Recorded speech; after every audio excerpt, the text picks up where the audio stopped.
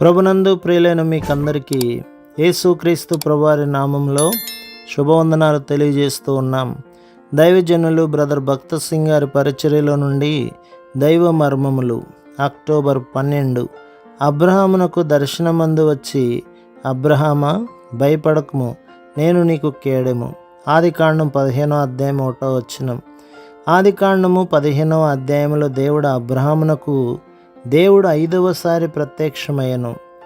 అతని విశ్వాసమును పరీక్షించుటకప్పుడు దేవుడు ప్రత్యక్షమాయను. దేవుని సర్వాంగ కవచములో విశ్వాసమును డాలు మనకియ్యబడినది. ఎఫెసీ పత్రిక 6వ అధ్యాయం 16వ వచనం. ఎందుకనగా బలమగు సజీవమైన విశ్వాసము ద్వారా మాత్రమే శత్రువును ఓడించగలము. మార్కు సువార్త 11వ అధ్యాయం 22లో ప్రభువు దానిని దేవుని విశ్వాసము అని పిలుచుచున్నాడు. English Bible మార్జిన్లో నీయబడినది. గలతీ పత్రిక 2వ అధ్యాయం 20లో అది దేవుని కుమారుని విశ్వాసము అని వివరించబడినది. దేవుడు తనంతట తానే మనలో నివసించినప్పుడు మాత్రమే బలమైన విశ్వాసమును కలిగి ఉండగలము. దేవుడు ఈ దర్శనములో ఆదికాండం 15వ అధ్యాయం నందు అబ్రహాముతో, అబ్రామా, నన్ను నా మాటను నమ్ముము అని చెప్పెను. దేవుడు ఇంకా ఇట్లనెను, నేను నీకు కేడెమును, నీ అత్యధిక బహుమానమును.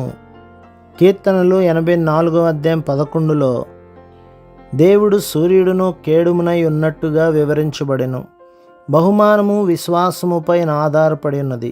నిజమైన చురుకైన విశ్వాసము లేని ఎడల బహుమానమును పొందలేము. మనకు విశ్వాసమును అనుగ్రహించుటకు ప్రభువు శ్రమలు, పరీక్షలను ఉపయోగించును. పేతురు రాసిన మొదటి పత్రిక 1వ అధ్యాయం 7వ వచనం.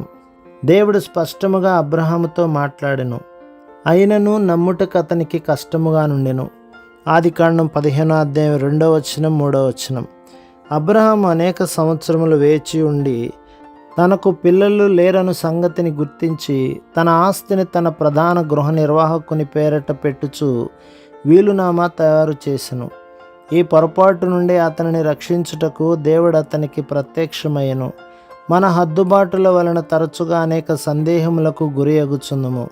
మనకు బలమైన విశ్వాసం ఉండినను కొన్ని పర్యాయములు మనలను తొందర పెట్టుటకు సందేహములు తిరిగి కలుగుచుండును. మరియు దేవుడు తన కృపా కనికరముల చొప్పున మరల జోక్యము చేసుకొనుచుండును. ప్రభు మిమ్మును, మీ కుటుంబమును, మీ సంఘమును దీవించి ఆశీర్వదించునుగాక. ఆమేన్.